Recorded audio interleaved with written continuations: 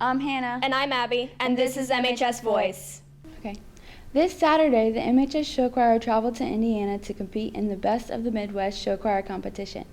Capital Swing won second runner-up, while Toucher Swing took home the title of Grand Champion for the first time since 2009. Tiffany Bullock is a junior here at Manchester that just keeps getting better and better. Tiffany first broke the triple jump record last year, which has been in place since 2007, but she didn't stop there. This year, she broke her own record. Here's Kayla with the story. Tiffany Bullock started track and field at a very young age, and she has been growing ever since. Recently, Tiffany broke the triple jump record twice. I was 6 years old. My dad got me into AAU, and I just been doing track ever since.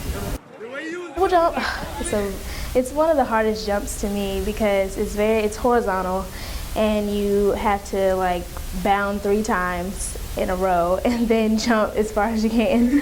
So it's kind of difficult, but once you get the hang of it, it's fun. It's really fun. Tiffany is motivated by some of her close friends and family who can understand her the most. My dad definitely influenced me the most because he's always pushed me to do whatever I wanted to do, whether it was track or schoolwork, anything.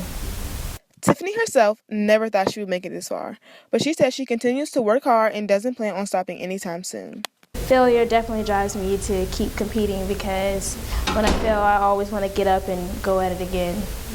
All of Tiffany's hard work and dedication paid off when she broke the triple jump record at Manchester High School. The last time someone broke that record was in 2007.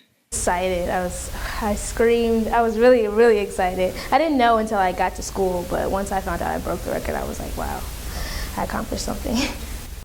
Being a student athlete isn't easy. Student athletes have to sacrifice so much, including friends and time with family. My schedule at home, actually. I have a planning book where I'll go to school, go to practice, and then I start from 5 to 10, I'll do homework and all that stuff, devotions, and then I go to sleep. This isn't the end for Tiffany. She continues to work harder and harder each day to prepare for states and nationals. For MHS Voice, this is Kayla reporting. You may have noticed that seniors lately have seemed a little out of it, but that's just because senioritis season has begun. Even answering the simplest of questions just takes too much brain power. But there is one question that gets an immediate answer every time. Can you name 5 administrators here at school? Okay, Mr. Costi, Miss Ellis, Dr. Millhouse, Miss Ellis, Dr. Millhouse, Miss Lundy, Mr. Gallier. I don't know another one. Mr. Costi. Can you name 5 administrators here at school? Tell us how many days there are in 2016. 365. 365. 365. 365. 365. Actually, it's a leap year, so there's 366. 364! 66. Wait, there's another day. They add. Oopsie. How many classes do you have in a school day? 7. No, you don't. You have 4. 7. No, 7. Can you tell us when graduation is? June 10th. Yes. Nailed it. June 10th. It is June 10th, 2:30. June 10th. June 10th, 2 o'clock. Bam! The Sparkle Effect is a nationwide organization whose mission is to create cheer and dance teams that bring together students with and without disabilities. Manchester is now the 3rd Virginia school to be a part of this inclusive program. Here's Taylor with the story. The Manchester High School varsity cheerleaders are only the 3rd team in the entire state of Virginia to create a Sparkle Effect team. Issa Rubinos, a junior, is the student who made it all come together. Well, when I first saw a link on it on social media, and I thought it was very interesting because I worked with the special needs kids during service learning, and so I brought it up to Miss Myers, and we thought it would be a great idea to get the kids more involved in school.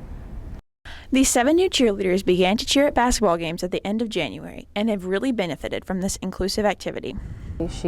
Her confidence level has pretty much gone through the roof. She kind of struts around instead of walking around now, and you know, it's difficult to be different with anybody. I mean, especially if you have a disability, but you know, anybody who's different these days, it's just difficult, and it's difficult when you're a teenager especially, so just watching her gain confidence has been huge. The parents have been thrilled to watch their children be a part of this experience. Sparkle Effect has had a great impact on Lexi. It's given her the opportunity to make friends, not only with the varsity cheerleaders, but the athletes, and really given her an opportunity to have a regular high school experience. The new cheerleaders enjoy it as well. My favorite part about training was doing the stunts with my friend Madison. It was really cool. Sure. Okay. The best memory ever was getting ready for cheering games and practicing the cheers. The cheerleaders without disabilities have also been impacted by this experience. My favorite part is the girls and their excitement when they run up to me in the hallway. Today's game day, I'm so excited to cheer. It's really heartwarming to see the smiles on their faces and the fact that they all get to do something that they never thought they would get to do. Game nights are changing here at Manchester and in our country as a whole. Fans, parents, players, and especially cheerleaders have learned that when everyone cheers, everyone wins, and most importantly, that everyone deserves their chance to sparkle. For MHS Voice, this is Taylor reporting. You may have heard news that Supreme Court Justice Antonin Scalia passed away. What you may not know are the impacts that this has had and will continue having on the United States government. Before Justice Scalia's death, conservatives held the majority in the Supreme Court 5-4. Since then, however, the influence has been split evenly down the middle. If President Obama nominates a new justice and they are approved by Congress, they will likely tip the scales, so to speak, in favor of the liberals. Many Republican politicians, including Senate Majority Leader Mitch McConnell, have spoken out against the president making an appointment this important with less than a year left in his presidency, the argument being that the choice of the new justice should be left up to voters through the upcoming presidential election. Democratic Senator Elizabeth Warren spoke out against that, arguing that the American people did have a choice when they elected President Obama into office by a margin of 5 million votes. President Obama wouldn't be the first to nominate and confirm a justice on an election year, however. He would be joining former presidents William Taft, Woodrow Wilson, Herbert Hoover, Franklin Roosevelt, and Ronald Reagan as well. That's our show, Lancers. And be sure to tune in next week for more at MHS Voice.